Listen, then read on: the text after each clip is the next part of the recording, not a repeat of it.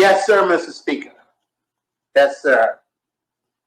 I wish to make a contribution in this early hour of Saturday morning on the motion to adjourn. I wish to thank you for the opportunity. We've had a good legislative day, Mr. Speaker. But as you who have been perhaps longer in this House than all of us know, that usually the last day of this session is long and with a whole lot of legislative priorities met, no matter who the government is in power. This is kind of the normal thing. So it's been a long, very long day, a long legislative shopping list to cash in on. And I'm pleased, so pleased that my government, led by the Honorable David Burt, ably supported by a very capable cabinet and non-cabinet members as well, has completed our punch list, our shopping list for this last day of this session before we adjourn for the summer. Mr. Speaker, we've had a number of very great submissions on this motion to adjourn, and I'm so proud of all of my colleagues who have contributed this evening. Those who have spoken to the issues that concern them, that are passionate about, and also my cabinet colleagues who have also given a highlight of their portfolios: education, social development and seniors, tourism in particular.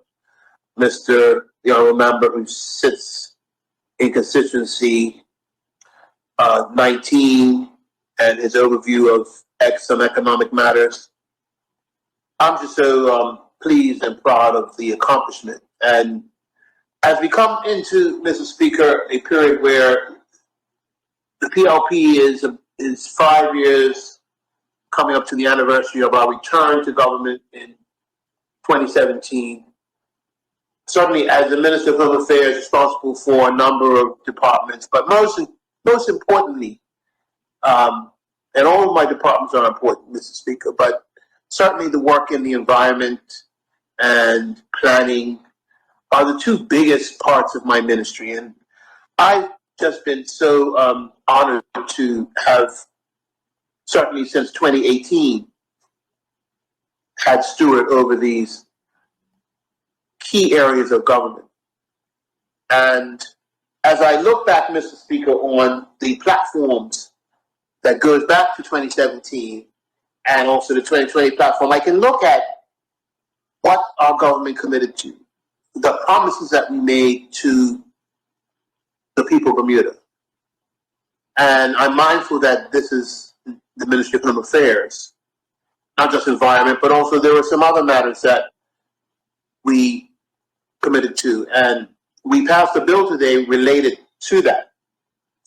And for all intents and purposes, it closes a chapter on, at least for this time, on that matter.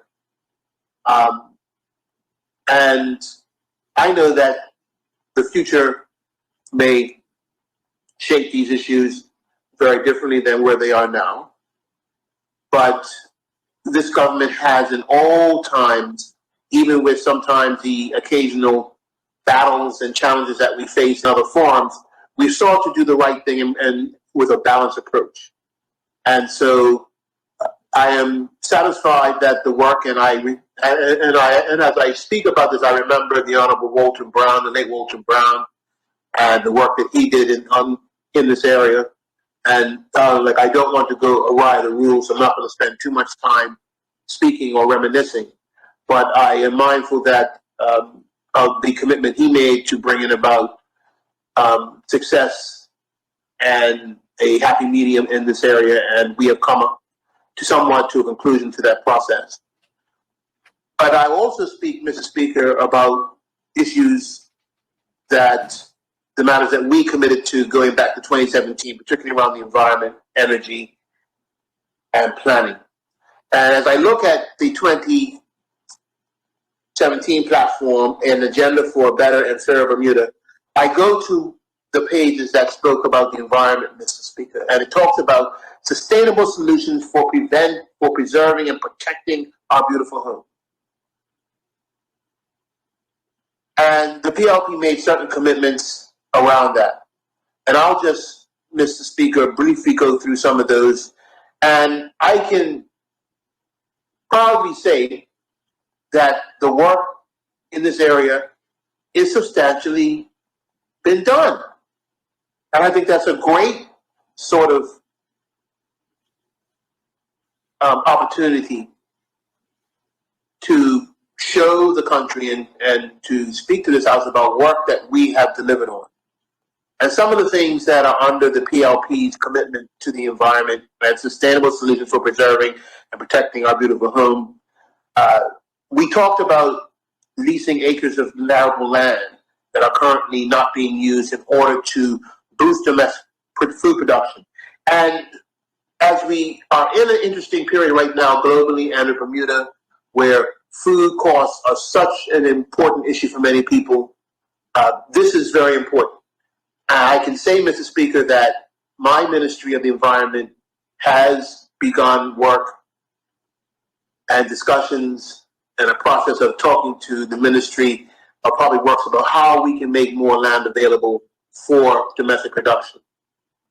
And with that is a discussion with our farmers on how we all can work together to do that and create more local produce, seasonal produce that our residents can affordably access. And certainly, even through the last couple of years of COVID, we made sure, Mr. Speaker, that farmers and fishermen were still out there feeding our country, ensuring that people had access to locally sourced produce and fish so that they could sustain themselves. We talked about promoting the development of community gardens. That has been done, and although not under my ministry, it has been done under the Parks Ministry and under the leadership of Colonel Birch. We know that he and his ministry have had a very clear focus program on advancing community gardens. We talk about reviewing and reform of the Bermuda Plan to ensure it provides the right framework to balance sustainable development and to protect the environment. And the 2018 Bermuda Plan does exactly that. It balances development with conservation, with community engagement. That is the new sort of focus of that plan. So that has been done. It talks about dealing with advancing the current system of raw sewage handling and to work with the process to facilitate systems that will properly treat sewage. We know that the Public Works Ministry is right now devising an island-wide water and sewage system that can advance this. So this work is happening, Mr. Speaker. And although we talked about producing a green paper for consultation to establish a mandatory recycling program and charge on single-use plastics, we've already begun the process, Mr. Speaker, of dealing with single-use plastics. But there is work, I know, being done and discussed with the Public Works about how we can advance recycling much more. Our recycling plant can do a lot more than what it's doing, and I know that there's a commitment by the Public Works Ministry to do more. We talked about investing in the green economy. The green economy wasn't talked about prior to 2017 in any serious way, Mr. Speaker. But here we are. We talked about the green economy and embracing private sector investment to develop large-scale generation of alternative energy, water, wind, and solar technology. That is being done.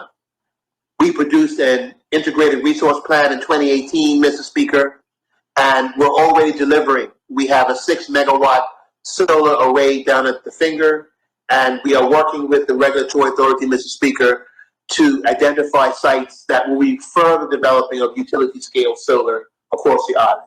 So that is happening. That will be funded by private investment, not public investment. Although publicly, this government has put tens of millions of dollars into renewables already within the government and state, or certainly facilitated that level of investment, both private and public, into renewables. So that's happening as well. And we talk about ensuring energy equality by assisting those fixed income to reduce their energy costs. Mr. Speaker, I will be bringing, I've talked about in the public about a green energy fund. That will facilitate that very initiative. And that will be coming and be much more crystallized very soon to the public. More about the green economy here, about outfitting of government buildings with renewable energy. The Minister, Colonel Brush, today talked about that. We are fitting, there are at least 3 major buildings in town that have been fitted with renewables. TCD, the government post office building, and the government administration building all have solar deployed on them, Mr. Speaker. So these are things that have happened. And that's just in the 2017 platform. And I can go now, Mr. Speaker, to the 2020 platform and talk about what we talked about there around energy and the environment. And the key opening paragraph, Mr. Speaker, with that was Bermuda is ideally positioned to become a leader in sustainability and renewable energy. Now, Mr. Speaker, I can talk over the last couple years since the election of 2020. We have done a lot in this area of establishing Bermuda as a global leader. That's work that I am committed to and I have been focusing on in my ministry. Certainly in 2021, we made a clear statement around Bermuda's commitment to the Paris Accord and as well as building and climate action. Even prior to that, we had the Ocean Risk Summit here in 2018, which brought the issue of ocean, and I spoke about that in my statement today, about what we started with and where we've gone in that. So we have done that. And it's very interesting, Mr. Speaker, the interesting exposure and observations that I have had traveling overseas on behalf of the government and talking about Bermuda in our effort around sustainability and renewable energy. And I find interesting that often I am told about certain comments in the local media which suggest somehow that we aren't doing anything in the area of the environment. Well, guess what, Mr. Speaker? The rest of the world doesn't believe that. The rest of the world thinks Bermuda is doing a hell of a lot on the environment. If I can just be very informal there. Not only that, among small island communities, particularly the overseas territories, we're considered to be one of the leaders. And certainly the recent awards that we received at the Caribbean Renewable Energy Forum is a testament to our leadership. But we talk about in the 2020 platform to advance legislation to bring down the cost of electricity. Well, Mr. Speaker, that's going to be happening with legislation that I plan to bring, which will deal with the issue of fuel costs. And that will help to bring down the cost of electricity. Other than that, we've worked with the regulator to actually bring down the cost of electricity as well. Obviously, intervening factors have perhaps slowed that process, but there is a deliberate effort by the regulator, working with the government and fulfilling government policy, to have a framework that actually looks for ways to bring down the cost of the high electricity rates that our people are feeling. So we will be doing more, and legislation that this government is going to be bringing will address that. The regulatory sandbox, that legislation has already been passed in this House. Support the development of electricity recharging infrastructure. The government is already installing that. There are charging stations already all over the government and state. And the government is investing in electric vehicles. Introduction of legislation to eliminate single-use plastics by 2022. We are currently in the process of a consultation with stakeholders to bring about the elimination of single-use plastics in a phased approach, Mr. Speaker. That is happening right now. That report's already been circulated publicly. We have an enormous stakeholder engagement, and we're doing it. Phasing out the purchase of new fossil fuel buses and investing in electric buses. We recently deployed, through the leadership of the Ministry of Transport, 30 new buses that are all electric, with the supporting infrastructure being deployed, Mr. Speaker. We've increased the protections around animal abuse And we're bringing around regulations to do that as well. I am currently working on a tree planting initiative and an action plan on tree planting to expand tree planting across the island, to re-green up areas of the island with not only endemic trees, but also fruit trees and other species, so that we can put trees back in and create a much more greener footprint, lowering our carbon footprint and adding to climate action, Mr. Speaker. Introduction of a full-scale development plan for the exclusive economic zone. 2018, 2019, we signed our MOU with the Wait Foundation, the Blue Economy Strategy, and Marine Spatial Plan will be deployed and is going through the cabinet approval process now and will be established. Greater opportunities for small business entrepreneurs, introducing competent person scheme, which will allow individuals to be certified and trusted persons and qualify them for planning concessions and fast tracking of applications. Along with our efforts to streamline the planning process, which we've had great success in, Mr. Speaker, I am bringing that paper to cabinet shortly, and that legislation will be passed in this House. It requires all planning decisions to incorporate equality impact assessments to ensure that historically deprived communities are a priority for infrastructure improvements. Well, there's a number of pieces to that. One of the greatest pieces to that is the Northeast Hamilton Plan, which is to bring much more equity to the investment in areas of our island that have been traditionally deprived of significant commercial investment. So the Northeast Hamilton Plan is a part of that same scheme, Mr. Speaker. And we are also working within the planning department to bring about equality impact assessments as well, to be a part of the planning consideration.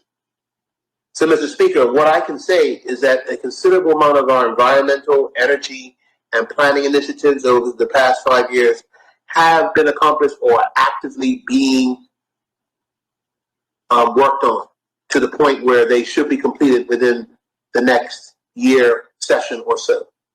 And I'm so proud of the work being done by so many people at my ministry, the scientists, the people in the ministry, the people in the Department of Planning, the people in the Department of Environment, the people in the Land Title Registry, the people in the Registry General, the people I once worked with in Consumer Affairs, and certainly the people who are out there doing so much work in all these areas. And it's one thing that I've learned through my work, particularly in the environment side, Mr. Speaker, is that Bermuda has been doing much of what she has become very well known for many years. And I'm not even though I'm the minister and deputy premier of the Progressive Labour Party government, I know that the work has been going on for years. And we were doing this work not because we were looking to lead globally, but because it was the right thing to do. So the strong regulatory framework and robust commitment that this island has to environmental protection, climate action, and ocean protection through the remediation of seagrass, of mangroves, of our management of our fisheries, and also expanding opportunities into the exclusive economic zone are all things that we were committed to before they suddenly became a part of the global agenda. As I said earlier, we had the Ocean Summit, and we recently had a Climate Risk Summit, which attracted enormous international attention. And these things we've done not necessarily because we were looking for the fame, but because they were important around the bigger picture for Bermuda and what we're trying to do.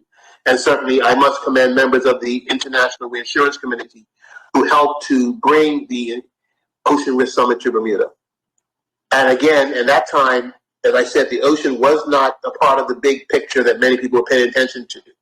But Bermuda has now globally been seen to be a leader in this area of environment, of sustainability. We are a voice with many other small countries, as was proven by the Bermuda presence at the COP26 last year, Mr. Speaker. And so much work we're doing. And we are working with the overseas territories and other nations, whether it be Tonga, Fiji, Maldives, to advance through our leadership of the Sargasso Sea Commission, Mr. Speaker. We're advancing one of the greatest projects to protect the open ocean. We are the leader, and many countries are looking to Bermuda to continue to lead in this area. And it's exciting, Mr. Speaker. It's exciting because I'm proud of our island to be seen Deputy, that's just 20 minutes. As a leader. And thank you, Mr. Speaker, for the opportunity, and happy COP to all of our citizens. Thank you very much. Okay. Does any other member wish to make a contribution? I do, Mr.